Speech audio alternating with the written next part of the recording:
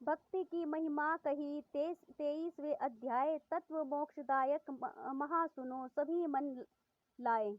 ब्रह्मा जी बोले, एक समय विहारोपरांत शिव सती बैठे वार्तालाप कर रहे थे कि शिव जी को प्रसन्न देख सती बड़ी नम्रता और भक्ति के साथ बोली, हे करुणा सागर महादेव जी, बड़ी भक्ति से आप मुझे मिले हैं। आपसे विहार कर मैं बड़ी संतुष्ट भी हो गई हूँ। इससे मेरा मन तत्वों की खोज करता है। हे हर, यह जीव संसार से कैसे पार पा सकता है? विषयी जीव भी जिसे पाकर परम पद की प्राप्ति कर लेता है, यह तत्व क्या है? मुझे सुनाइए हे मुने। शिवजी प्रेम पूर्वक सती से बोले कि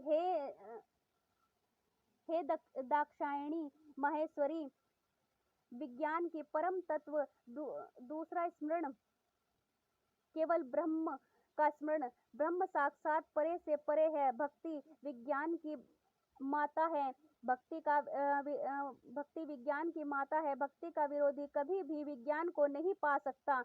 मैं उसी भक्ति के अधीन हूँ। यह भक्ति भी दो प्रकार की है, सगुण और निर्गुण। इसमें पहली श्रेष्ठ है। इसके भी दो भेद हैं। फिर इनके 6 और उसके अनेक भेद पंडितों से कहे हैं। इसमें से भक्ति के 9 अंगों को मैं कहता हूँ: श्रवण, कीर्तन, स्मरण, सेवन, दास्य भाव, अर्चना, वंदना, सख्यता और आत्मसमर्पण। सब युगों में भक्ति की विशेषता है, परंतु कलयुग में तो भक्ति विशेष फलदायक होती है। संसार में जो मेरी भक्ति करता है, मैं सदैव उसकी सहायता करता हूँ, उसके सारे विघ्नों को हरता और उसके शत्रुओं को दंड देता हूँ। इसलिए तो मैंने काम को अपने तीसरे नेत्र से जला दिया था। भक्ति के लिए ही तो मैंने रावण का त्याग कर दिया और कुछ भी पक्षपात नहीं किया। भक्ति के कारण ही तो मैंने दुष्ट व्यास को नंदीश्वर से दंड दिलवाकर काशी से बाहर करा दिया। अधिक क्या कहूँ, मैं भक्ति के ही वश में हूँ। भक्ति की ऐसी महिमा सुनकर दक्ष पुत्री सती बहुत प्रसन्न हुई। उन्होंने मन में ही प्रणाम किया। फिर भक्ति कांड में श्रद्धा को पूछा, लोक में सुखदायक और जीवों के उद्धार की बात पूछी। जन्म, मंत्र, शास्त्र और विशेषतया उनका महात्म्य पूछा। सती के ऐसा प्रश्नों को सुनकर शिवजी बहुत प्रसन्न हुए और उन्होंने जीवों के उद्धारार्थ प्रेम पूर्वक कहना आरंभ किया। उन्होंने इतिहास, कथा, भक्ति का महात्म्य और वर्णाश्रम धर्म सहित राजधर्म, पुत्र और स्त्री धर्म आदि वेदों, शास्त्रों और ज्योतिष शास्त्र, सामुद्रिक शास्त्र तथा अन्याय शास्त्रों को तत्वतः कहा। इस प्रकार हिमालय पर क्रीड़ा करते हुए सती और शिव ने और भी दूसरे स्थानों में विहार किया।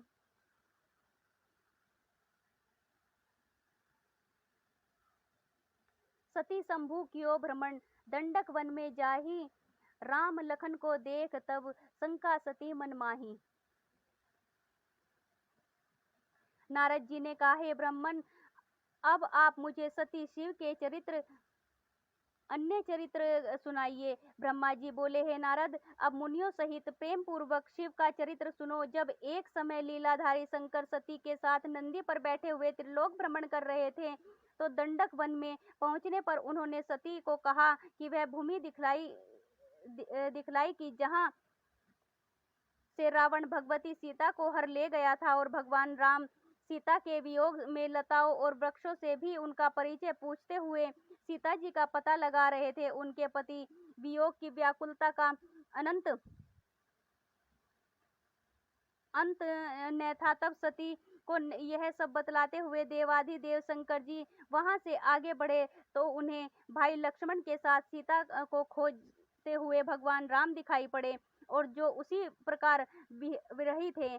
तब उन्हें देखते ही शंकर जी ने दूसरे मार्ग से जाकर आगे से प्रणाम किया और प्रसन्नता से जय शब्द कहकर श्री रामचंद्र को अपना दर्शन दिया। यह देख जगत को मोहने वाली सती शिवजी की माया से मोहित हो गई और उन्होंने मुस्कुराते हुए शिवजी से कहा कि हे परमेश्वर, आप तो सब देवताओं के प्रणम्य और सर्वोच्च हैं, फिर विरह ही मनुष्य की तरह मन में विचरते हुए इन दोनों मनुष्यों में श्याम वर्ण वाले को आपने प्रणाम क्यों किया?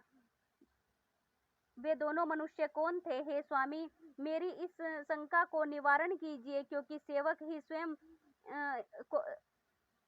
ही सेव्य को प्रणाम करता है। तब सती को इस प्रकार माया से विमोहित हुआ देख भगवान शंकर मुस्कुराते हुए बोले, हे देवी सुनो, मैंने जो इन्हें सादर प्रणाम किया है वह वरदान का प्रभाव है। सूर्य वंश में उत्पन्न हुए ये दोनों भाई बड़े ही बुद्धिमान हैं। ये दशरथ के पुत्र हैं, राम और लक्ष्मण इनका नाम है। गोरे रंग का छोटा भाई लक्ष्मण है, यह शेष जी का अवतार है। बड़े भाई का नाम राम है, ये बड़े ही शांत और विष्णु के साक्षात अवतार हैं। ये पृथ्वी पर साधु जनों की रक्षा और हमारे कल्याण के लिए ही अवतरित हुए हैं। इतना कहकर भगवान शंकर मौन हो गए, परंतु सीता जी के मन में विश्वास नहीं हुआ।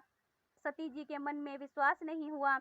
शिव की बलवती माया जो संसार को मोहित कर रही थी, तब सती के अविश्वास चित्त को देखकर भगवान शिव ने कहा, हे देवी, यदि तुम मेरे वचनों में विश्वास नहीं है, यदि तुम्हें मेरे वचनों में विश्वास नहीं है तो जाकर अपनी बुद्धि से राम की परीक्षा करो। हे प्रिय, जैसे तुम्हारा यह मोह दूर हो वैसा उपाय करो। तब तक वट की छाया में बैठकर तुम्हारी बाट जोता हूँ।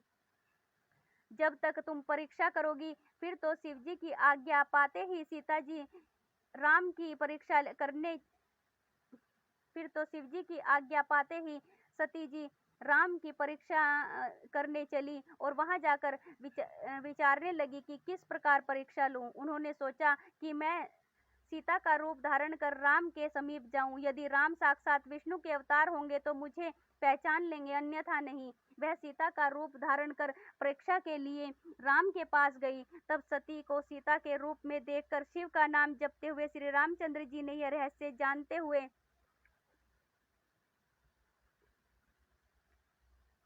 उन्हें प्रणाम करके मुस्कुराते हुए कहा कि हे सती, इस समय शिव जी कहाँ हैं, जो तुम पति के बिना अकेली इस वन में फिर रही हो? हे सती, आपने अपना स्वरूप त्याग कर यह रूप क्यों धारण कर लिया है? राम के इन वचनों को सुनते ही सती चकित हो गई और उन्हें शिव जी के वचनों का स्मरण कर बड़ी लज्जा आई। अब वे राम को साक्षात विष्णु समझ उनसे बोली कि हे राम, मैंने तुम्हारी प्रभुता देख ली, परंतु आप मुझे यह बतलाइए कि शिवजी ने आपको प्रणाम क्यों किया? इसकी मुझे शंका है।